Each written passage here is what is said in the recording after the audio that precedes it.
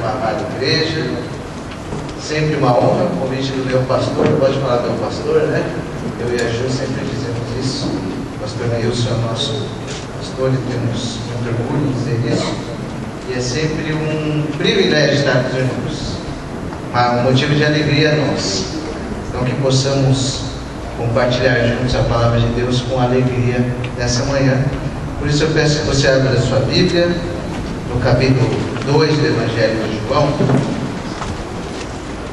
João, no capítulo 2, nós vamos ler dos versos 13 até o 22. João, capítulo 2, versos 13 a 22. Eu vou ler na tradução brasileira da Sociedade Bíblica do Brasil. Aliás, quem me indicou essa Bíblia aqui, Bíblia Sagrada na tradução brasileira, foi o nosso querido irmão João Ferraz, né? Marido da Ludmila, cunhado do pastor Danilo, me indicou, não conhecia, e passei a ler nessa tradução. Estou gostando muito e descobri que ilustres consultores linguísticos participaram da tradução dessa Bíblia, que é anterior à Revista Atualizada, né? Que é a que os batistas mais gostam de apreciar.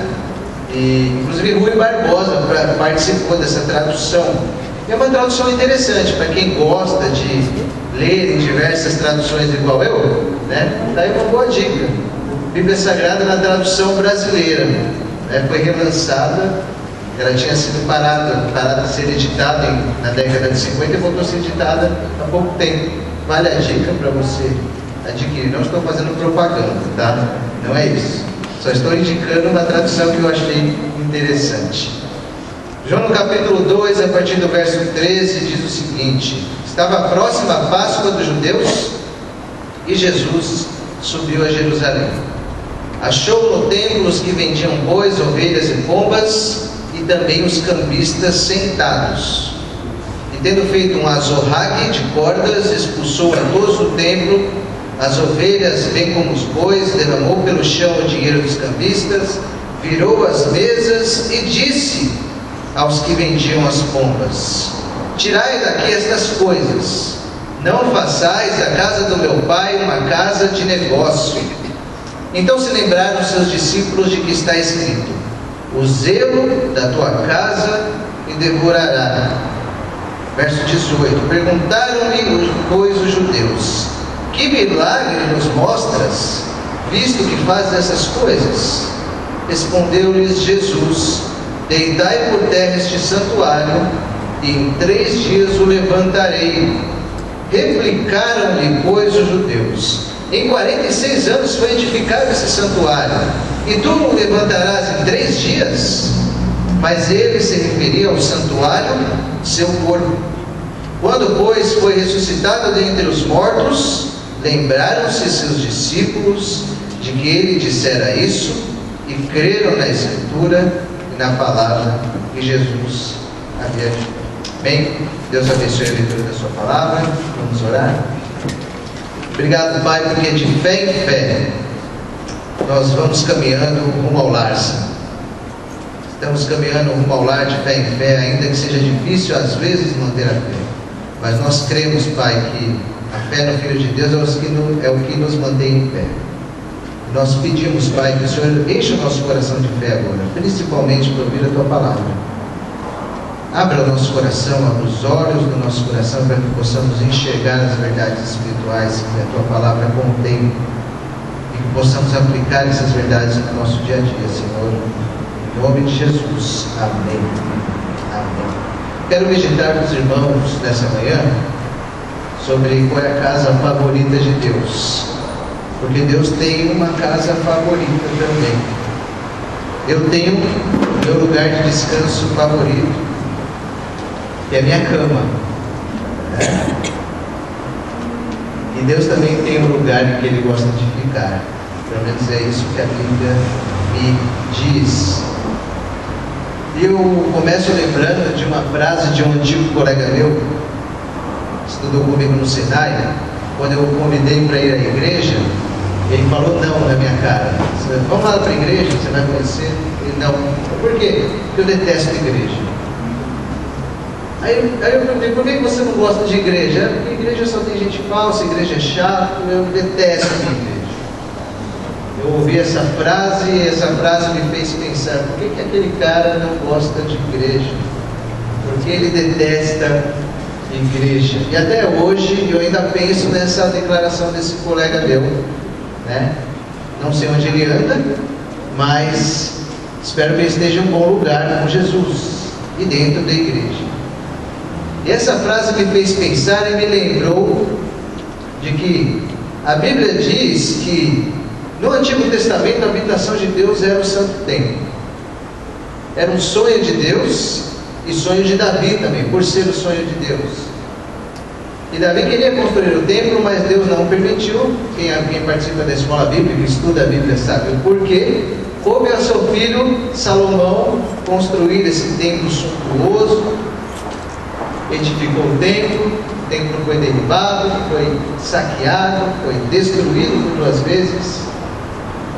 Herodes o reconstruiu, Herodes pai, levou 70 anos para reconstruir. Herodes pai e filho. E Jesus estava mais ou menos no final desse processo, se não me falha minha memória histórica, né? Senão o pastor Nilson pode gritar e o Flávio me corrigir. E Jesus chega no templo no começo do seu ministério. E quando ele chega no templo, ele olha uma situação deplorável. Comércio, negociatas, nada muito diferente do que a gente vê hoje em dia. E Jesus vivia num momento em que os religiosos ansiavam pelo término da reconstrução do templo. Porque aquilo era o símbolo máximo da religião de Israel. E Jesus veio num momento interessante justamente para quebrar esse paradigma de templo. Jesus veio num momento interessante para mudar a mentalidade do povo a respeito da religião e do templo que os judeus tanto prezavam. E eu acho interessante porque os judeus enxergavam aquele templo como casa de Deus, e na visão do Antigo Testamento, veterotestamentária, aquele templo era a casa de Deus. E imagina o próprio Deus chegando na casa dele e vendo a casa bagunçada. Eu não gosto de ver a minha casa bagunçada, não sei vocês. Eu não gosto. Minha mulher está dando risada aqui, né? Estou olhando ela soltando aquele sorrisinho maroto, né? Mas ela também não gosta de casa bagunçada. Ninguém gosta. Uma casa desarrumada é desagradável, uma casa suja é desagradável, uma cama mal feita, ninguém gosta. E quando você se vê nessa situação, você não se sente confortável. Deus não se sentiu confortável ao chegar na casa dele e ver a casa uma baderna. Jesus é Deus, e Deus chegou na casa dele, e a casa dele estava uma baderna. E o texto diz que ele não ficou nada calmo quando viu aquilo. Foi tomado de uma ira santa, mas foi tomado de uma ira e desceu o chicote. Alguns acham até exagerado, né? Quando eu era criancinha, eu li esse texto e falava, nossa, que exagero, Jesus bateu naqueles caras. Mas Jesus não pode bater, né? É estranho isso aí. Depois você vai crescendo, você vai entendendo, né? Jesus desceu o chicote mesmo nas costas daquela turma de malandros. E o apóstolo João relata esse episódio logo no começo do ministério de Jesus. Qual é o propósito do templo? Essa é uma pergunta que esse texto nos leva, e eu espero em 2 horas conseguir meditar com os irmãos isso, né? Não, brincando, meia hora, vamos ver se dá meia hora. Tá bom, pastor? Meia horinha, ou até menos, vamos tentar, e Deus vai nos abençoar. Deus nos mostra, Jesus nos mostra que a partir daquele momento Deus muda de residência. Eu estou mudando de casa, se Deus quiser, até junho. Vamos ver se vai dar certo. E Deus mudou de endereço. Se você mudar de endereço é um negócio impactante. Deus mudou de endereço a partir daquele momento. Ele mudou a residência. Ele mostra para todo mundo que a casa que ele habitava não era mais a mesma que todos criam que fosse. Agora o antigo templo dá lugar a um novo templo. A antiga casa dá lugar a uma nova casa, que é o corpo de Cristo, que é a igreja de Cristo, que sou eu, são vocês.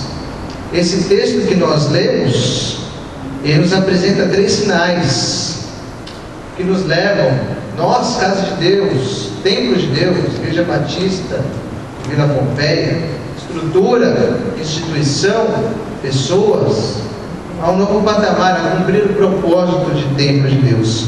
E rapidamente eu quero meditar sobre o primeiro sinal do templo de Deus, que é o inconformismo. O primeiro sinal daquele ou daquela que presume, ou que tenta, ou que quer ser realmente a habitação de Deus, é o inconformismo com o status quo, o inconformismo com a situação atual da sua vida. Inconformismo do que você vê aí fora, inconformismo com o pecado, inconformismo com o mal, inconformismo com a carnalidade.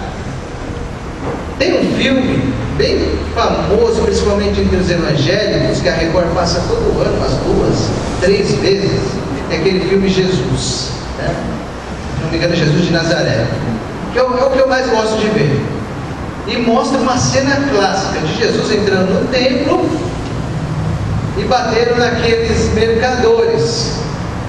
E a gente vê, quando Jesus, naquela cena daquele filme, Jesus vai entrando no templo e começa a ver gente vendendo animal, né? O pessoal pegando moeda e enfiando na sacolinha. Era exatamente aquilo que acontecia mesmo. Se você for procurar os detalhes históricos, aquele era um ambiente de negócio, não era um ambiente de fé.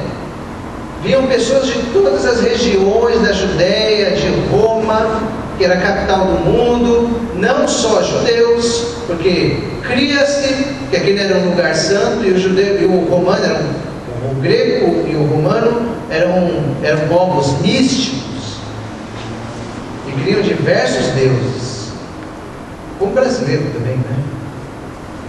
E iam lá também. Então era feita uma negociada, um verdadeiro mercado da fé. Vendiam-se animais, sacrificavam-se animais, você tinha que trocar as moedas, que eram moedas de diversas partes do mundo, tinha a taxa de câmbio, tinha os animais caríssimos, tinha a taxa do sacerdote, porque um percentual de tudo aquilo que girava ia para o bolso dos sacerdotes. Não é nada diferente do que a gente vê hoje. Não aqui, graças a Deus, mas em alguns lugares ditos cristãos, ou não cristãos também. Não era muito diferente. Gente ganhando dinheiro em cima da fé dos outros. E Jesus olha tudo aquilo dali e fica indignado. E vê que a casa de Deus se transformou numa casa de interesses pessoais. E ele diz: não, a casa do meu pai é casa de oração, não é casa de interesses pessoais. A casa do meu pai é onde o meu pai habita, onde eu habito. Eu estou chegando agora, gente. Meu ministério está começando agora. Então a gente vai mudar todo esse negócio. A gente vai mudar tudo isso aqui. Acabou essa história. Acabou essa história. Isso aqui que vocês estão vendo não vale mais nada. Apaga. Apaga tudo isso aí. Vou mudar tudo isso aí. Casa de Deus é o lugar da habitação de Deus, onde Ele deseja ser amado e cultuado. É isso que Deus quer na casa dele. E hoje a gente vê catedrais magníficas, templos suntuosos, uma preocupação tremenda com a estética e com os edifícios, e com o conforto. Claro, isso é bom.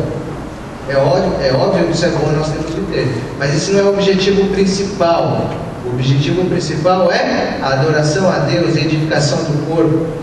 A igreja serve para isso. A gente vê toda a tecnologia à disposição do fiel, todos os recursos sendo extraídos do bolso do fiel, e Deus relegado em segundo plano. Ontem eu estava escutando o pastor Paulo Roberto comentar sobre um pregador pentecostal no sábado de manhã. Ele não falou qual, eu não sei qual é também, porque eu não assisto. Às vezes eu dou uma zapiada, mas minha mulher briga tanto comigo quando eu deixo que eu tenho que tirar, porque ela não gosta também, né? E o pastor Paulo Romero falando Olha, aquele pregador falou coisas muito importantes sobre a vida, sobre a educação, sobre a moral, sobre a ética, mas não falou um negócio essencial: a cruz de Cristo é salvação. A mensagem deixou de ser cristocêntrica. Eu disse pentecostal porque ele falou, tá? Isso não se resume só aos nossos irmãos pentecostais. Em nome de Jesus, não é uma crítica a eles, muito pelo contrário, tá? O pastor citou criticando o próprio segmento em que ele participa, mas isso se espalha por todos os segmentos da igreja evangélica. A mensagem cristocêntrica deixou de ser veiculada e o eucêntrico começou a ser propagado. O templo de Deus virou instituição e o corpo de Cristo foi deixado em segundo plano. O corpo místico de Cristo. Entenda místico como algo espiritual, não esotérico, que é o que Calvart diz. É algo espiritual. É o corpo místico, eu e você, espiritualmente falando. Nós somos a casa de Deus, e Deus quer ser cultuado na casa dele, nas nossas vidas, na igreja, no nosso dia a dia. E se Deus estiver sendo deixado em segundo plano em detrimento dos nossos interesses pessoais, provavelmente Ele vai descer o chicote, e às vezes para corrigir. Não entenda isso como um castigo, mas uma certa permissão de Deus para que possamos entender o significado do templo, do nosso corpo, da igreja. Se Deus não estiver sendo cultuado em espírito e em verdade na nossa vida, o nosso templo ou o templo não vale nada. Eu lembro de ter assistido um filme do Martinho Lutero, o mais recente. Aliás, é um bom filme, assistam. Lutero, não sei quem não assistiu, né? Joseph Fiennes é o ator que interpreta o Lutero, e mostra todo o trabalho deste servo de Deus, com falhas também, tá, gente? Ele era um homem que tinha um monte de falhas, não é nenhum santo, mas ele se esmerou pelo corpo de Cristo e entendeu biblicamente o que era esse corpo, e lutou contra as negociatas que a própria igreja romana, porque isso não é privilégio dos evangélicos, ditos evangélicos, digamos assim, não são os criadores dessa má fama, né? Isso já veio de antes. E Lutero lutou contra isso na Idade Média. E o Espírito Santo de Deus o levou ao santo inconformismo contra aquela situação. E é preciso que nós tenhamos, assim como Jesus ficou inconformado também quando entrou naquele templo e viu aqueles negócios sendo feitos e Deus sendo deixado de lado, talvez seja hora também de ficarmos inconformados com a maneira como a gente leva a nossa vida cristã, ou com que interesse nós temos na nossa vida cristã, ou com o interesse que você tem ao vir na igreja, simplesmente para receber a bênção ou receber um alívio. Não é só isso, meus irmãos. Não é só para vir receber a oração do pastor Neilson. Amém, glória a Deus, isso tem que ser feito, é muito bom, mas não é só isso. O culto ele vai de mim a Deus, e parte de mim vai chegar ao coração de Deus. Ele não se redunda só a resolver os meus próprios problemas e eliminar as minhas angústias, ou de alcançar alguma bênção especial. Ele vai até o Senhor, do meu coração até o coração de Deus, com uma intensa devoção àquele a quem eu amo, àquele a quem eu sirvo. O salmista diz no Salmo 84, versículo 1: como eu amo o teu templo, ó Senhor Todo-Poderoso. O zelo pela tua casa me consumiu. Essa versão, como eu amo o teu templo, é na nova tradução da linguagem de hoje. Na versão revista atualizada, zelo pela tua casa me consumiu, Senhor. O cuidado, o zelo, e é esse zelo o segundo sinal que nós temos de ter pela casa de Deus. Primeiro o inconformismo, e agora nós temos de ter o cuidado. O cuidado com o meu templo, eu, pessoa, diante de Deus, e o cuidado que eu tenho de ter com o templo e o zelo que eu tenho de ter com o templo. Porque não é porque o templo de Deus tem sido relegado ao segundo plano que eu vou desmerecer.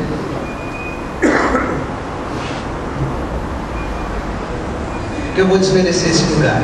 Esse lugar é santo. Aonde se reúnem os santos, o lugar é santo.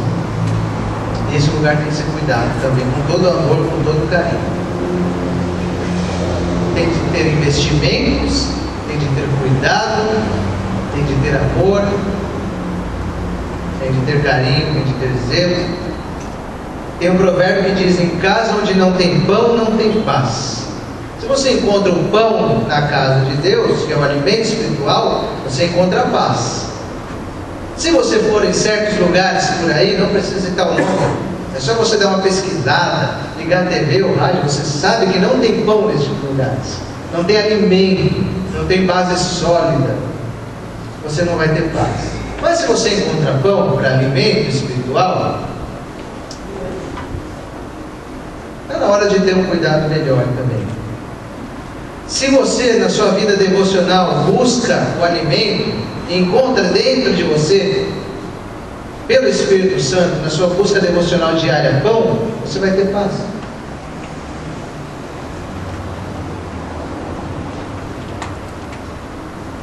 Mas para que isso seja claro na sua vida, você tem que entender o propósito do templo.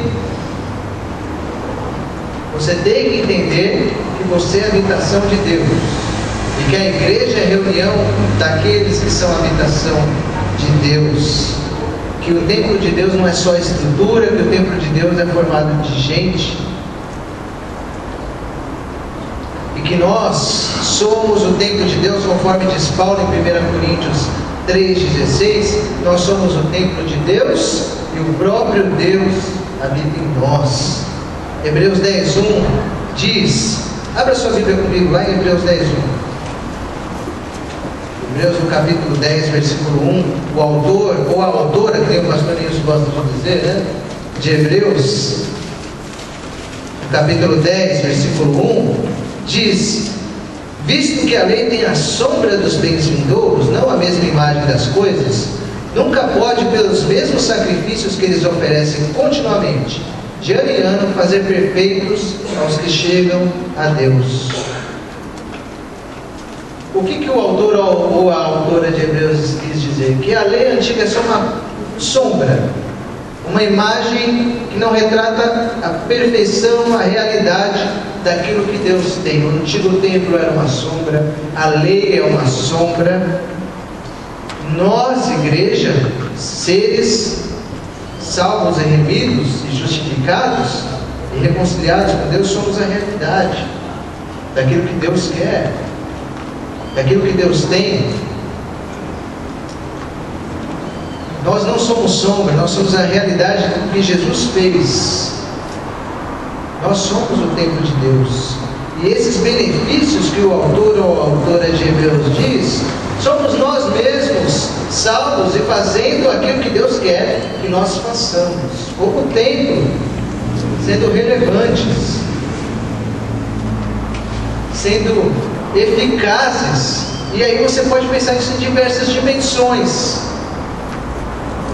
na tua dimensão familiar, no teu trabalho, na comunidade, dentro da própria igreja também, porque tem gente doente dentro da própria igreja, e nós estamos sendo templo e trazendo benefícios divinos para todos aqueles que a gente pode alcançar. Por isso eu pergunto, diante dessas questões que eu levantei, a casa de Deus está em ordem ou a casa de Deus está bagunçada? Como tem sido a casa, como tem estado a casa de Deus, que é você, diante de tudo isso? Eu gosto muito de uma definição do pastor Ed René, que diz que muitos cristãos estão se tornando obsoletos, ninguém os ouve porque reduzem a igreja a uma instituição. Eles não se enxergam como igreja. Eu vou à igreja. Não, eu sou igreja. E por eu ser igreja, eu posso fazer muitas coisas em nome de Jesus. Posso valer a diferença em nome de Jesus, sendo igreja. Igreja Batista, na Vila Pompeia, sob a égide do Espírito Santo, sob a direção dos pastores, eu posso fazer a diferença, sendo igreja, aonde eu pisar, inclusive aqui dentro da igreja, muitas vezes eu posso ser diferença, para aqueles que não querem ser diferença. Quando o templo de Deus não cumpre o seu propósito, ele serve para quê? Deus destrói o templo. Foi isso que aconteceu, sob a permissão de Deus, entendo eu, com o templo de Jerusalém. Quando o rei Tito acabou o templo no ano 70. E Jesus profetizou isso. Jesus profetizou, dizendo que não ia sobrar pedra sobre pedra. O zelo pela tua casa me consumiu. Como eu amo teu templo, ó Senhor. Que a gente tenha esse amor pelo templo de Deus. E o último sinal para alguém que quer cumprir o propósito de templo, é a autoridade. Gene Edwards diz que a autoridade que procede de Deus não teme desafios, não se defende, não se importa em perder a posição. Porque ele é de Deus, ele não se importa com reconhecimentos, ele não se importa em perder posição, em perder o reconhecimento humano. Jesus sabia quem ele era. Ele não estava interessado no que os sacerdotes, no que os judeus pensariam a respeito dele. Ele simplesmente não temeu, pegou o açoite, desceu o sarrafo nos mercadores e cumpriu a palavra de Deus. Depois você lê Malaquias 3, versículo 1 a 4, você lê na sua casa. Aquilo foi um cumprimento da profecia de Malaquias. Os fariseus questionaram a autoridade de Jesus. O próprio Deus dentro do templo, o dono daquela casa. Jesus podia falar: eu sou o dono desse negócio aqui, meu filho. Aqui quem manda sou eu sou o dono dessa casa. Mas não, ele foi questionado por ditos sacerdotes e religiosos, o dono da casa. Jesus nos mostra um novo marco, porque ele substituiu aquilo que era de pedra por carne e osso. Ele mudou tudo, gente. Ele quebrou esse paradigma de igreja, de templo. Quando ele diz: destrua esse templo, eu vou reconstruí-lo em 3 dias. 3 dias. Ele estava dizendo a respeito do templo espiritual, porque o trecho, o verso de templo que ele usa é naos, que significa casa santa, santuário de Deus. É o que ele fala: destrua essa casa, podem me matar, essa casa vai ser reconstruída em 3 dias. Às vezes o templo está quebrado, às vezes a tua vida também está quebrada, e Deus pode reconstruir o templo. Às vezes até a instituição está quebrada também. Isso não significa que a instituição não é de Deus. Eu ainda creio que a instituição é de Deus, apesar de ouvir muitas vozes contrárias a isso. Eu ainda creio. E Deus pode reconstruir. Quando a gente pensa em templo, vamos pensar nas nossas vidas, no nosso coletivo. Templo de Deus, casa de Deus, o que Pedro chama, em 1 Pedro 2,5, de pedras vivas usadas na construção do templo de Deus. Cada um de vocês é uma pedrinha dessa magnífica construção que Deus edificou e está edificando todos os dias, e usando até o Fernandinho Beiramar, quiçá, né, ele tenha se convertido, até ele mesmo pode ser uma pedrinha desse templo chamado Igreja de Deus, Corpo de Cristo.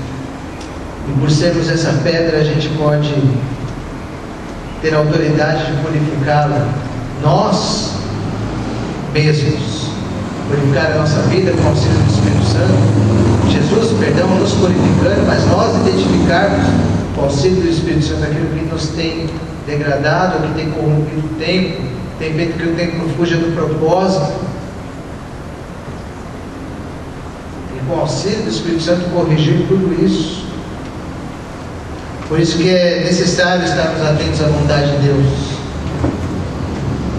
saber o que Deus quer de nós como igreja, para onde devemos avançar, tanto individualmente como coletivo, igreja, comunidade. Deus requer isso de nós. Jesus falou lá em Apocalipse 2:26: eu lhes darei autoridade se fizerem a minha vontade. Se nós estivermos dentro da vontade de Deus, nós temos autoridade para avançar. Nós vamos avançar em nome de Jesus. O lugar favorito de Deus é a casa dele, é o templo dele, somos nós. Essa casa é o lugar favorito de Deus. Cada um de vocês é o lugar favorito de Deus. Você que ainda não tenha Jesus no seu coração, saiba que Jesus anseia morar em você, porque Jesus o quer como casa favorita também, quer habitar em você, quer transformar a tua vida. Esse é o desejo do coração de Deus para todos nós. E Deus não gosta de dividir o espaço dele com ninguém. É a velha história do cunhado, né? Bate na sua porta. Graças a Deus que meu cunhado não faz isso. Meus cunhados, que eu tenho um monte de cunhado, né? Ninguém chega de repente, batendo na porta, sentando no sofá, querendo assistir outro tipo de futebol que não seja o meu, né? Coringão. Mas tem gente que passa por isso, visitantes indesejados. E Deus, como dono da casa, não gosta de visitantes indesejados. E talvez você saiba quais são os visitantes indesejados no templo, na casa de Deus. Isso é uma coisa que Deus fala no seu coração. E você sabe aquilo que tem dividido espaço entre Deus e você. Aquilo que tem incomodado ao Espírito Santo de Deus dentro da casa dele, que é você. Ele não gosta. O pecado faz isso. E faz isso com propriedade na vida daquele que dá espaço. Ele invade a casa e suja a casa inteira. E aí, para limpar, só o sangue de Jesus. O toque do Espírito Santo. Deus não gosta, meus irmãos, de dividir espaço. A Bíblia diz que o Espírito Santo de Deus arde em ciúmes. Uma linguagem metafórica, mas ilustra a realidade do que Ele quer de nós. Ele quer exclusividade. E a gente divide o espaço. Por que a gente faz isso? É difícil, ainda mais no mundo de hoje. A gente divide o espaço da nossa casa, que é a casa de Deus, do nosso próprio eu. Por que a gente divide espaço? Vamos deixar Deus, esse grande arquiteto, que não é o grande arquiteto. Ele é, e não é, depende da visão, grande arquiteto do universo. Mas vamos deixar esse grande arquiteto, que não é aquele arquiteto que talvez alguns conheçam, mas creio que aqui ninguém. Mas esse grande arquiteto construir uma casa bem edificada, consolidada, firme na rocha, uma estrutura firme que é a palavra. Esse grande engenheiro que sabe dividir bem os espaços da nossa vida e que não gosta de dividir a moradia dele com outras coisas que ele reprova e repudia. Vamos fazer aquilo que Jesus ensina lá em João 14:23. Se alguém me ama, obedecerá a minha palavra, meu Pai o amará, nós viremos a Ele e faremos morada nele. Que Deus faça assim em nossas vidas, em nome de Jesus. Amém, meus irmãos? Vamos orar? Baixe sua cabeça um instante. Vamos orar pedindo para que Deus nos faça cumprir o nosso propósito como templo e possamos avançar para a glória dele, em nome de Jesus. Obrigado, Senhor, porque o Senhor quebra, desfaz toda a religiosidade da nossa vida e nos leva para um novo patamar espiritual, um novo entendimento sobre aquilo que é o teu corpo, que é a tua habitação, que somos nós. e nós no coletivo o Senhor habita também, Senhor. Por isso nós pedimos em nome de Jesus para que o Senhor faça em nós uma morada perpétua, sem divisão com o pecado, sem divisão com interesses pessoais, sem divisão com aquilo que o desagrada. E que nós, como casa, possamos, de mãos limpas e coração puro, conforme diz o salmista, alcançar tantos que precisam ser casa pura também. Que possamos fazer isso em nome de Jesus. Limpa de nós, arruma a nossa casa, arruma a tua casa. Se necessário fazer uma limpeza geral, faça em nome de Jesus. Estamos abertos a isso, Senhor. Teu nome, em nome de Jesus. Se for necessário, Senhor Deus, tirar algo, tire em nome de Jesus. Se for necessário levar para algum lugar, leve em nome de Jesus. Nós queremos, Senhor Deus, ser casa e cumprir o propósito. Faça isso, Pai, em nossas vidas, em nome de Jesus, para a glória do Teu nome. Porque é para isso que nós existimos, para o louvor da Tua glória, para isso que fomos criados. E esse é o nosso propósito. Glorificar o Teu santo e poderoso nome. Em nome de Jesus que nós oramos e agradecemos. Amém. Deus abençoe.